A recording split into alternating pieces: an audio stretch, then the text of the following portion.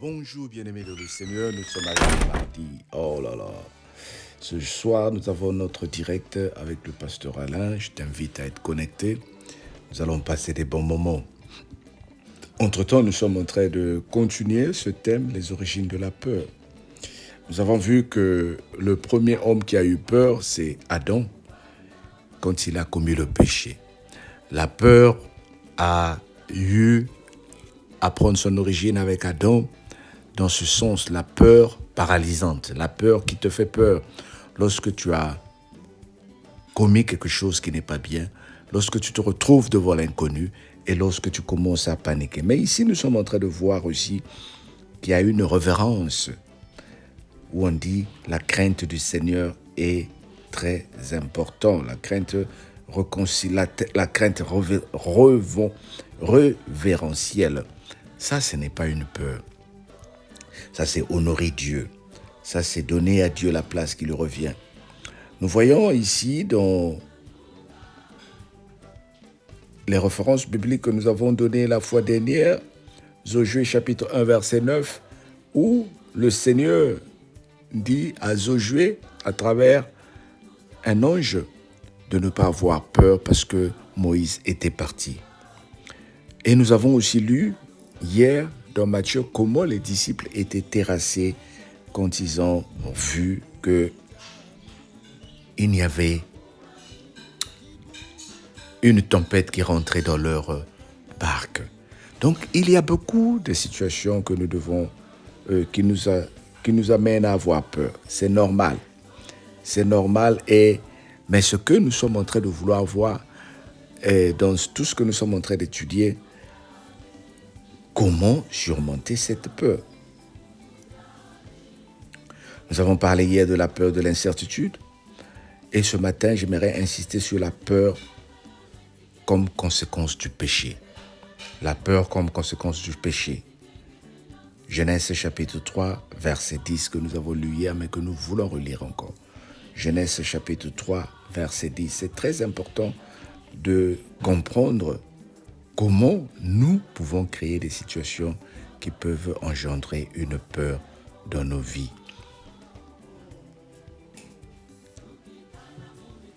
Il répondit, « J'ai entendu ta voix dans le jardin et j'ai eu peur parce que je suis nu et je me suis caché. » Adam a été créé nu.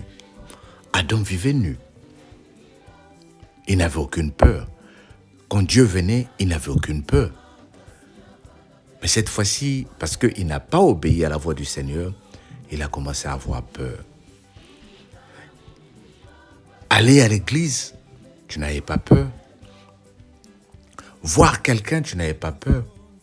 Cette personne qui t'a donné la responsabilité dans l'association de garder l'argent, ou ces personnes, tu n'avais pas peur. Mais maintenant que tu as dépensé l'argent à l'insu des autres, quand tu les vois, tu as peur. Maintenant que tu as commis un péché à l'insu des autres, tu as peur. Et dès qu'on dit quelque chose, tu paniques, tu sursautes. Hein? C'est de moi que tu parles? Qui t'a dit? Il y a des gens qui se font dénoncer après avoir commis le mal parce qu'ils commencent à s'énerver. Ils pensent que tout le monde les surveille. Ils sursautent surtout, ils ont la panique. C'est ça que nous sommes en train d'appeler la peur du péché. La peur du péché, dont l'origine est le péché, nous fait perdre le contrôle, bien-aimé, au volant, dans la vie. Voilà pourquoi nous devons comprendre une chose très importante. Le diable, c'est l'accusateur. Avant qu'il t'accuse, réconcilie-toi avec Dieu et les hommes. Avant que le diable t'expose, réconcilie-toi avec les hommes. Va te cacher près du Seigneur. Va te cacher près de Dieu. C'est lui qui va te donner la paix. C'est lui qui va te donner la joie. C'est lui qui va te donner le courage. Ne te cache pas vers les hommes, mais cache-toi vers Dieu. Et tout ce qu'il nous demande, c'est reconnaître nos fautes et demander pardon. Mais à certaines fautes, tu vas me dire, mais si je reconnais, on va me mettre en prison. Oui, c'est ces fautes-là que nous devons éviter. Nous savons que c'est le mal. Certains mal, il faut l'éviter. Certaines choses, il faut les éviter. Alors, bien-aimé, je t'encourage. Je t'encourage à vivre dans la clarté. Je t'encourage à vivre dans l'honnêteté. Je t'encourage à faire un effort pour que nous ne tombons pas dans le péché, pour que nous ne tombons pas dans des problèmes. Nous avons tous à commettre des fautes, mais ne reste pas dans les fautes. Fais la lumière. Parle aux créanciers. Fais la lumière. Parle à ceux à qui tu as pris l'argent. Au lieu de te cacher, dis-leur la vérité que je vais payer. Dis la vérité à ta femme, dis la vérité à ton épouse, à ton époux. Dis-lui que j'ai commis ceci par erreur. Je vais réparer. J'ai perdu mon travail, chérie. Ne fais pas semblant. J'ai perdu mon travail, je vais chercher un autre travail. J'ai perdu le contrôle de cette situation, je vais chercher une autre situation. Mais au lieu de s'exposer tout le temps, nous faisons un effort pour vivre dans la clarté. Que le Seigneur te bénisse, bien-aimé. Que le Seigneur t'accorde la grâce de voir sa main. Que le Seigneur t'accorde la grâce d'être sanctifié au nom de Jésus, notre Seigneur et Sauveur. Dis avec moi Amen. Oh, dis avec moi Amen. Dieu est bon et il nous accorde la grâce au nom de Jésus, notre Seigneur et Sauveur. Père éternel, aide-nous à surmonter la peur. Aide-nous à vivre dans l'honnêteté, surtout l'honnêteté. Oui, Seigneur, lorsque nous tombons, que nous nous souvenons que tout est réparable.